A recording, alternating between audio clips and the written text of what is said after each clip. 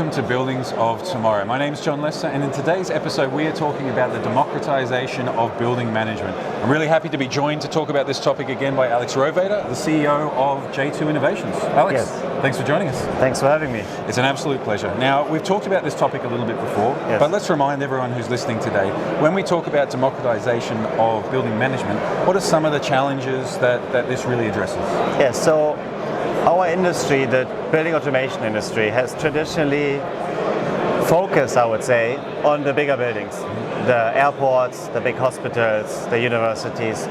And that made sense because there was the money to invest into building automation. Now, what we know is that buildings, of course, are a big energy consumer, and not just the big buildings, but especially also the small and mid-sized buildings.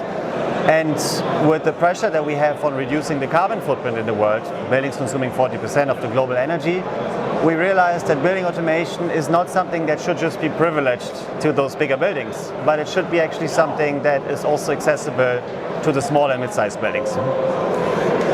It's a good thing to say, an easy thing to say. Yes. How about doing it? What are some of the things that stand in our way from really achieving that goal? So it's multiple things. The first is the technology. The technology traditionally of building automation has been built for the big buildings to make it most efficient for big buildings. In smaller buildings, you need different type of technology.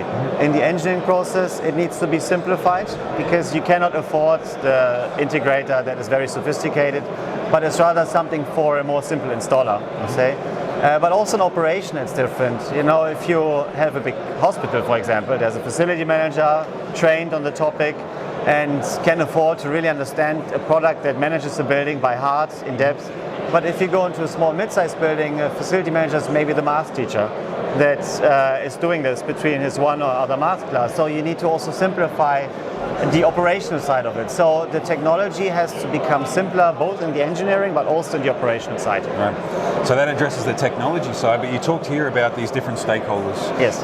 The math teacher, maybe not the professional facility manager, but the janitor who also looks after the operation of the building in other aspects. How do we get them on board to understand the requirement, the expectation, the importance of this part of the industry? So a lot has to do with the starting point is the demand from the market. Yep. In the last years, and we see this everywhere, not just in our building industry, but especially in our building industry, we've seen that people start to care about energy. And not just because of the energy crisis that happened recently, but also topic of sustainability.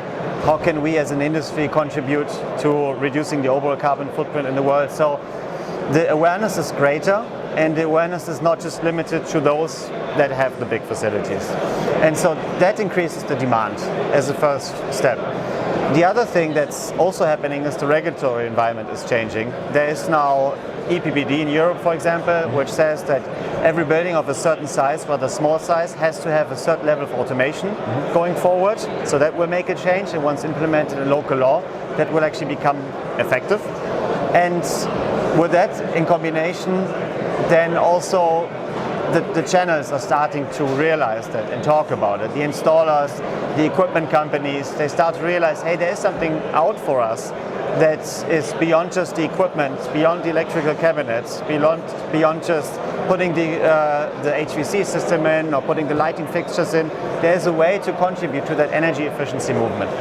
You just mentioned the equipment manufacturers, and I think this is a really important topic to dig into a bit more detail, because more and more the role of the equipment manufacturer changes.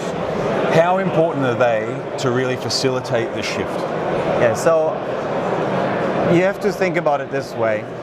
If you let's take a high school in Germany. Now, who is today in that high school? Okay, there's maybe a local facility manager, maybe also a bigger facility management company. That's one stakeholder.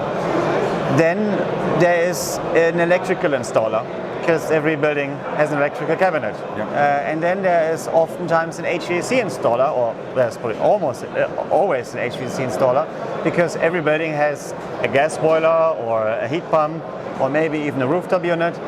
So those players are active in those buildings already today, not the system integrator. They aren't usually in those buildings. So the equipment OEM is now in a prime position because they could just upscale their solution from just providing the equipment to also providing, for example, the building management software. Yep. But they have to do it in a way that it brings the HVAC installer that's already today in the building into the boat. Into the conversation. Yes. And I think that's such an important part of it, because if you start to change or not involve that installer, you start to change how you go to market. This becomes another barrier in the way of actually achieving our goals. So how can an equipment manufacturer do that? How can they bring the installer into the story, into the conversation, and into that value flow? So the good news about the HVAC equipment companies is they have all the knowledge about HVAC. They know exactly how to save money on HVAC. They also understand the relationship between the behavior, so how do I manage my facility, and the energy efficiency saving that can link to that. Now, what these companies miss is the technology. They miss the software that does the linkage. And so companies like us, J2, we provide now our software technology to those equipment OEMs. They can bring it into their own stack, combine it with their own equipment, put it in their own controls application even, and then bring it to market under their own brand, with their own customizations, own specific logic. I understand. Hey, it's always a pleasure to chat with you. I've got one last question. This is a tough one. So we have the motivation.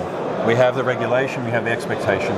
We have the experts, or those people involved, like the installers, who know enough about the technology and the equipment involved to be involved.